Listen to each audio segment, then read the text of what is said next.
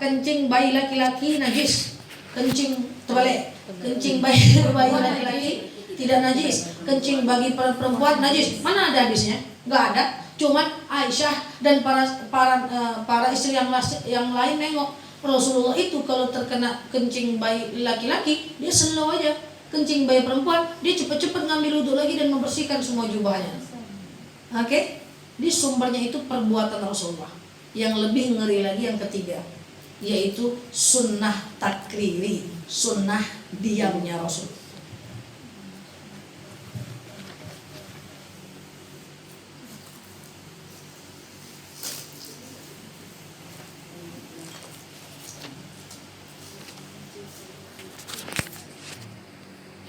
Dia kalau mau dibahas ini panjang ya, contohnya tuh banyak banget ya. Saking banyaknya saya menjelaskannya gimana. Contohnya gini ya, kan saya udah bilang sama ibu-ibu, bersisir menggunakan sisir yang patah tuh makruh. Itu sumbernya hadis. La takun kadzalik Aisyah, jangan kau kayak gitu Aisyah, Allah tak suka perbuatanmu itu ada hadisnya. Ya. Nah, gimana? Nah, itu sumbernya lisan. Tapi ada yang saya bilang sama ibu-ibu makruh hukumnya meminum lebih dari 3 tegukan kan? Gelek-gelek cabut lagi, gelek-gelek cabut lagi, gelek-gelek cabut lagi. Enggak boleh gelek-gelek gitu. Apa hadisnya Ustazah? Enggak ada. Itu diriwayatkan oleh Fatimah. Fatimah menengok bapaknya setiap minum begitu aja. Ya. Ketika dia minum, dia cabut lagi, cabut lagi. Rasulullah tidak pernah minum sehingga Fatimah pernah berkata bahwa itu aku tidak pernah menengok Rasulullah antasrabul bil tublah, yaitu minum dengan gitu nggak apa-apa. Akhirnya dia menjadi istinbat hukumnya menjadi makruh. Jadi semua apa yang sudah kita pelajari selama ini saya bilang boleh ini nggak boleh, ini boleh ini nggak boleh, sumbernya bukan cuma hadis. Kadang-kadang dia bersumber dari perbuatan Rasul saja yang dijelaskan oleh orang terdekat Rasul. Bahasa kerennya circle Rasulullah SAW. Oke, dah yang ketiga. Yang ketiga ada yang namanya sunnah takriri. Apa namanya? Takriri. Sunnah diamnya Rasul. Diamnya Rasul. Sunnah diamnya Rasul ini, Rasul tidak mengomongkan. Artinya Rasul tidak menyuruh. Berarti tidak ada hadisnya. Rasul tidak pernah nyuruh, berarti tidak ada hadisnya. Yang kedua, Rasul tidak pernah melakukan. Berarti secara perbuatan Rasul tidak melakukan. Apa itu sunnah takriri? Rasul tidak menyuruh, berarti tidak ada hadisnya. Kalau Rasul nyuruh berarti ada hadisnya. Kedua, Rasul juga tidak melakukan. Menyuruh tidak, melakukan juga tidak. Oke? Tapi ketika sahabat melakukan, Rasul diam. Wah, makanya dinamakan dengan sunnah diamnya Rasul. Itu sunnah juga. Walaupun tidak ada hadisnya, Rasul juga tidak melakukan. Dia bisa jadi sunnah loh. Kapan? Ketika Rasul mendiamkan orang lain melakukan. Definisinya paham? Tidak disuruh, tidak dilakukan. Tapi kalau sahabat melakukan, Rasul diam. Tandanya sunnah juga, Bu. Contoh, sholat sunat wudu. Apakah ada hadis tentang sholat sunat wudu? Tidak ada hadisnya. Mau dicari sampai wafat pun nggak akan ada hadis tentang sholat sunat wudu. Apakah Rasul melakukan sholat sunat wudu? Tidak juga. Rasul itu seumur hidupnya tidak pernah melakukan sholat sunat wudu. Terus kenapa sunnah kita kerjakan semua? Kan gitu kan? Yaitu suatu ketika Rasul berkata kepada Bilal, Bilal, aku mendengar terompamu di surga. Apa amal yang kau buat Bilal sehingga engkau menjadi ahli surga? Bilal protes, belum tentu aku ya Rasul. Jangan-jangan itu telapak kakinya Abu Bakar. Jadi Rasul itu kalau dia jalan di depan selalu ada asistennya di belakang, itulah Abu Bakar. Abu Bakar ini punya budak, itulah Bilal bin Rawah. Jadi Rasul setiap jalan di belakangnya selalu ada Abu Bakar. Abu Bakar ini punya budak, itulah namanya Bilal. Jadi Bilal itu budaknya Abu Bakar. Secara otomatis dua orang ini selalu jalan di belakang Rasulullah. Sampai akhirnya Rasul tahu bunyi telapak kaki mereka. Apa kita bilang? Belum tentu telapak kakiku ya Muhammad, bisa jadi telapak kakinya Abu Bakar. Hendak Bilal, aku tahu beda terompahmu dan terompah Abu Bakar. Karena Abu Bakar selalu jalan sebelah kananku dan engkau selalu jalan di belakangku dan sebelah kiriku. Maka Bilal mengatakan, aku selalu melakukan sholat sunat wudhu 2 rakaat setiap setelah selesai berwudhu. Rasul bilang, oh. Hanya dengan diam. Rasul nggak protes, ngapa pula kau buat ya Rasul? Ya Bilal, aku tak nyuruh kau buat, aku tidak lakukan kau buat. Tak betul kau ini. Enggak. Rasul diam. Diamnya Rasul pertanda itu sunnah takriri, sunnah untuk kita semuanya. Makanya berbahaya kalau kita cepat-cepat membid'ahkan. Kadang-kadang orang paham bid'ah ini, dia ngomong gini, oh semua yang tak dilakukan oleh Rasul itu bid'ah. Kacau kita. Sholat sunat wudhu Rasul tidak pernah lakukan loh. Tapi sholat sunat wudhu itu bukan bid'ah, namanya sunnah takriri. Apa namanya? Sunnah takriri. Tapi ada nggak orang yang tidak mau dengan sunnah takrir ini? Saya juga nggak ngerti apakah mereka tidak mau atau maunya sunnah perbuatan dan lisan saja. Padahal takrir ini juga sunnah. Yang akhirnya dia tetap mengatakan tidak mau melakukan, itu pilihan dia. Tapi sholat sunat wudhu Rasul tidak pernah lakukan, tapi sunnah untuk kita. Sumbernya sunnah takrir. Apalagi sholat taraweh. Taraweh 20 rakaat. Rasul nggak pernah taraweh 20 rakaat, Bu. Kenapa ibu pergi ke Ar-Rahman, semangat pergi ke Anur, semangat pergi ke Masjid Mutakin, pengen cari 20 rakaat. Rasul nggak pernah kok taraweh 20 rakaat. Rasul itu tarawehnya selalu 8 rakaat dan 3 rakaat witir. Seumur hidup tak pernah Rasul itu taraweh 20 rakaat, tidak pernah sama sekali. Siapa yang melakukan taraweh 20 rakaat? Abu Bakar dan Umar bin Khattab. Kenapa kalian tarawihnya 20 rakaat wahai Abu Bakar dan Umar? Ya kami pengen 20 aja Rasul. Kan yang penting genap ya Rasulullah. Rasul diam. Makanya angka 20 menjadi boleh. Seandainya orang mengatakan bahwa bid'ah itu adalah segala yang tidak dilakukan oleh Rasulullah, ya udah, berarti sholat wudhu juga bid'ah, Rasul tak pernah lakukan. Tarawih 20 rakaat juga bid'ah, Rasul tak pernah lakukan. Padahal itu bukan bid'ah, itu namanya sunnah takriri. Tidak diucapkan, tidak disuruh, tidak dilakukan oleh Rasul. Tapi ketika sahabat dan umat mau melakukan, tafadhol, silahkan, dapat pahala sunnah. Paham, Bu? Oke. Apalagi? Berdoa sujud terakhir ketika mau habis sholat. Itu kan saya udah pernah sampaikan itu. Kalau doanya bahasa Indonesia, tutup bibirnya dalam hati. Ya. Kalau doanya bahasa Arab, boleh dilafazkan tapi bisik-bisik. Doanya bahasa Indonesia, tutup bibirnya dalam hati. Doanya bahasa Arab boleh dilafazkan bisik-bisik. Mana ada hadisnya? Tempat mustajab doa. Antaranya sujud terakhir ketika mau habis sholat. Tidak ada hadisnya itu. Siapa yang membuat macam itu tuh? Yang melakukan macam itu tuh Aisyah itu. Rasul lihat, lama betul lah istriku ni sujud. Maka Rasul berkata kepada Aisyah, Aisyah, limadha hakadha wa hakadha? Ngapa kau sujudnya lama betul? Maka Aisyah mengatakan, aku sedang berdoa ya Muhammad. Muhammad bilang, dah.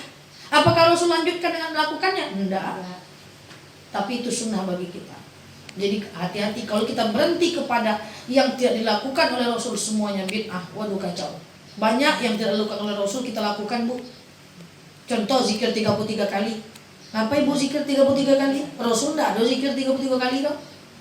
Ngapa ibu semangatnya di Almanar begini? Rasul enggak pernah zikir 33 kali. Rasul itu zikirnya istighfarnya 700 kali. Kalau betul-betul pengen kayak Rasul, boleh istighfar 700 kali. Setiap habis sholat 700 kali. Kenapa ibu 33 kali? Tidak pernah ada hadisnya itu. Tidak pernah juga dibuat oleh Rasul itu. Siapa yang membuat itu? Ali bin Abi Thalib. Ali bin Abi Thalib dia zikirnya macam ini. Lalu Rasul bertanya, kenapa kau gerak-gerakkan jarimu Ali? Zakartu salas wa salasun. Saya itu zikir 33 kali ya Muhammad. Kenapa 33 kali? Innallaha hal witr yuhibbul witr wa ana uhibbul witr. Allah itu ganjil, mencukai yang ganjil, dan saya pun suka dengan ganjil. Rasul bilang, tapi Rasul nggak ngomong ini ya, selebeu. Tegang banget. Tegang betul ya. Tegang betul. Saya, gitu ya, serius ya belajar. Ya, kalau Rasul cuma ngomong, apakah setelah itu Rasul zikir 33 kali? Enggak. Jadi kalau ibu zikir 33 kali, itu ibu tidak ikut Rasul, ibu ikut Ali bin Abi Thalib, tapi tetap dapat pahala sunnah, namanya sunnah takriri. Paham? Paham. Gitu. Enggak Ustaz ya, pokoknya segala yang tadi buat oleh Rasul semuanya bid'ah. Aduh. Itu jawab aja. Terus zikir 33 kali bid'ah dong. Terus apa namanya tadi? Tarawih 20 rakaat bid'ah ya. Apa namanya? Sholat sunat duduk tidak pernah Rasul lakukan, bid'ah dong gitu. Jadi jangan berhenti. Jadi boleh membid'ahkan, tapi dipastikan dulu itu memang benar-benar bid'ah dan bukan sunnah takriri. Oke? Apa lagi? Sholat sunnah tasbih berjemaah. Di Al-Manan ada tasbih berjemaah, Bu Des? Ada. Rasul tidak pernah tasbih berjemaah. Rasul itu sholat tasbih sendiri seumur hidup.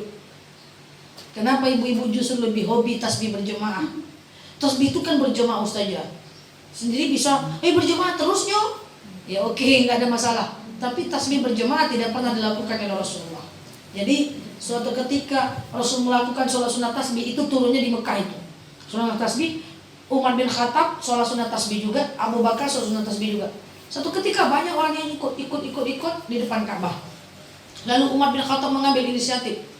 Dia ambil posisi jadi imam dan orang lain menjadi makmum sholat sunat tasbih berjemaah. Lalu setelah mereka sholat, Rasul bertanya, kenapa kamu memimpin sholat berjemaah ya Umar bin Khattab? Ya Rasulullah, karena kau sholat sunat tasbih, kami pun pengen sholat sunat tasbih. Tetapi karena terlalu banyak yang ngumpul, saya ambil inisiatif sholat sunat tasbih berjemaah. Rasul diamkan, tapi Rasul tidak ikuti. Tidak juga disuruh. Jadi tidak ada hadisnya, tidak ada perbuatannya. Tapi ketika dilakukan sahabat, Rasul diam. Oke? Baca Yasin di malam Jumat, sunnah perbuatan, perkataan, atau diamnya Rasulullah? Nah, kalau baca Yasin itu ada hadisnya. Ya, ada hadisnya. Dia malam Jumat itu. Karena wafil yaumil Jum'ah, di hari Jumat, wa yanzulunal malaikah, malaikat turun, wa yastajibuna doa anas, jawab semua doa, wa yudalluna amalan nas, dilipat gandakan pahala. Oke. Al-Kahfi di malam Jumat ada hadisnya. Ibu suka baca Al-Kahfi? Ibu ini suka baca Al-Kahfi. Ya, katanya kalau baca Al-Kahfi malam Jumat dia apa itu? Ada yang bilang diampuni dosa selama seminggu. Jumat ke Jumat. Diampuni pahalanya Jumat ke diampuni dosa. Diampuni dosanya Jumat ke Jumat. Ibu berarti kan keutamaan amal ya. Balik kepada kaji kita yang kemarin ya. Kita bisa dapat keutamaan semua amal dengan syarat tidak tinggal sholat, berpuasa, zakat, tutup aurat, maafkan orang lain. Nah, insya Allah kafi aja, soal subuh enggak mau dia. Oke? Nah, jadi boleh. Ibu dapatkan itu sunnah takriri. Rasul juga tidak melakukan itu. Paham ibu-ibu ya? Nah, jadi terus yasinan Ustazah 7 hari, mulu hari apa? Mulu hari. 100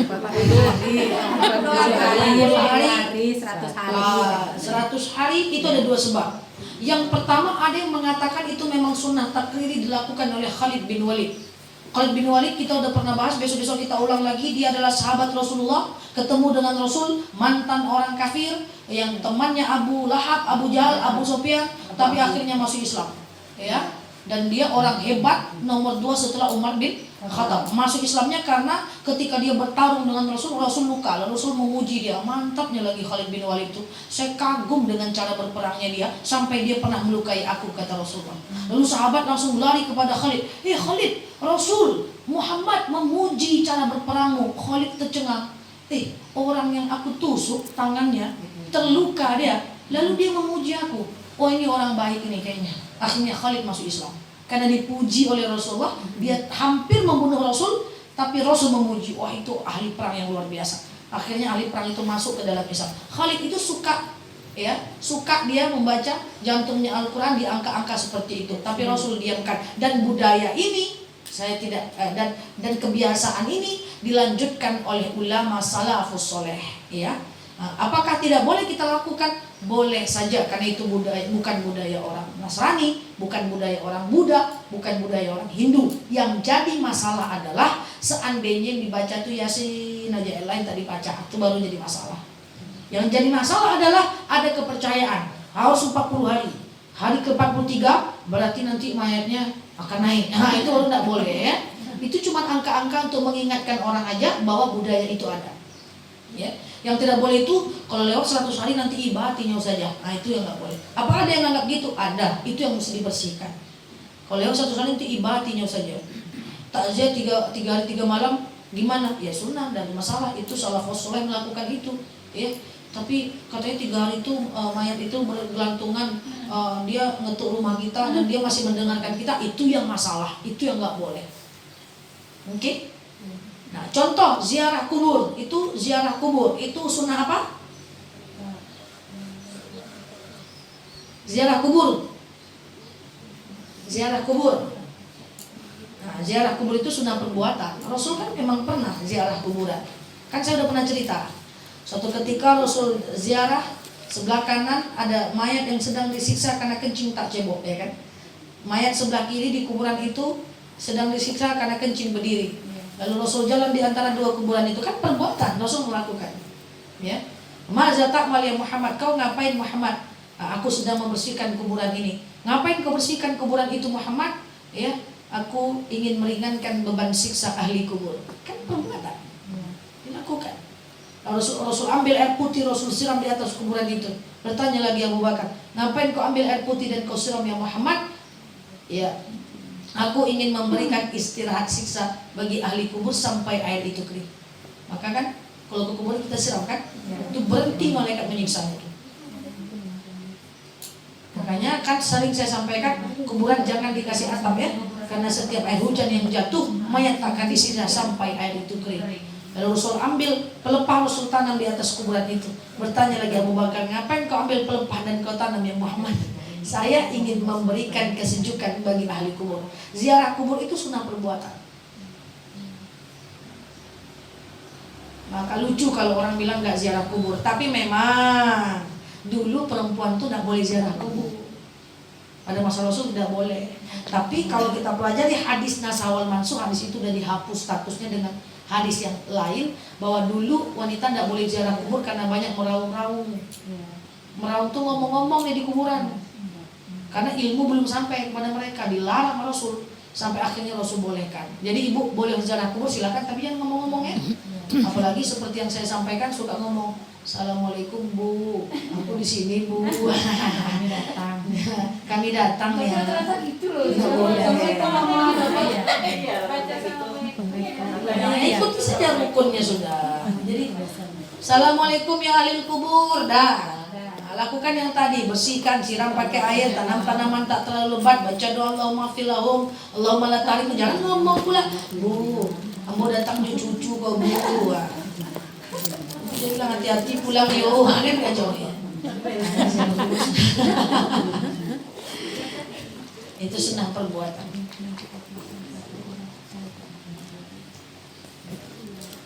Oke, sunnah takriri lagi. Sedikit lagi, masih bisa? Masih semangat? Sunnah takriri ruku lama-lama tuh. Pernah ruku lama-lama? Aisyah itu, Kecuali sholat apa, sholat tasbih. iya. Aisyah itu Bu, rukunya itu subhanallahil azim wa bihamdi itu berapa kali dia baca coba? 315 kali. Kalau kita kesel ya langsung tubuh. 315 kali karena dia masih muda dan Rasul membolehkan itu. Ya, tidak masalah. Namanya sunnah takriri. Artinya boleh ibu ngomong subhanallahil azim wa bihamdi lebih dari 3 kali. Itu kesimpulannya. Misalnya ibu duduk, ruku, imamnya kelamaan. Ya udah, ibu silahkan lebih-lebihkan enggak apa-apa. Daripada dia. Kayak subhanallahil a'la wa bihamdi lama sambung dengan doa. Silahkan. Sunnah Rasul itu juga sunnah takriri. Paham ya? Nah, ibu-ibu yang saya sayangi karena Allah, sebagai penutup, tadi kita udah bahas tidak semua sunnah Rasul sunnah atas kita. Contoh mohon maaf ya, kayak burqa, ya, apa bahasa lainnya Kak Imel? Selain cadar apa? Burqa, niqab. Niqab. Itu disunahkan untuk semua istri Rasul. Ya, semua istri Rasul dan anak-anak Rasulullah SAW. Nyampai kepada umatnya itu dimubahkan, dibolehkan. Oke, karena pada sejatinya aurat wanita seluruh tubuh kecuali muka dan sepergelangan tangan. Ada teman saya ngomong, Ustazah, tengok tuh teman saya nggak jelas gimana? Pagi dia pakai cadar, sore dibukanya, malam dipakainya lagi, siang dibukanya lagi. Saya bilang ya nggak ada masalah, kan itu tidak aurat baginya, nggak ada masalah. Ya, yang masalah tuh yang jilbab, pagi buka, malam pakai. Pagi buka, malam pakai, itu baru masalah, ya. Terus ada nggak orang yang kemudian menganggap bahwa pokoknya niqab itu adalah sunnah, tidak boleh sama sekali dibuka? Ya nggak ada masalah. Dia ingin seperti Khadijah, why not? Dia kan, dia ingin seperti Aisyah, kenapa tidak? Gitu kan?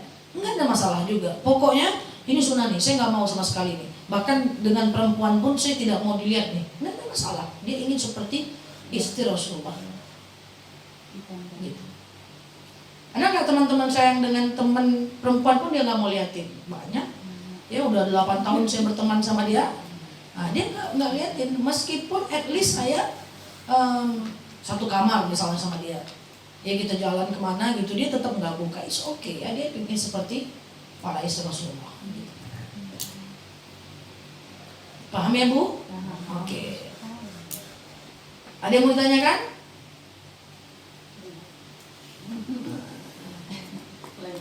Boleh. Tengok. Tetap fokus di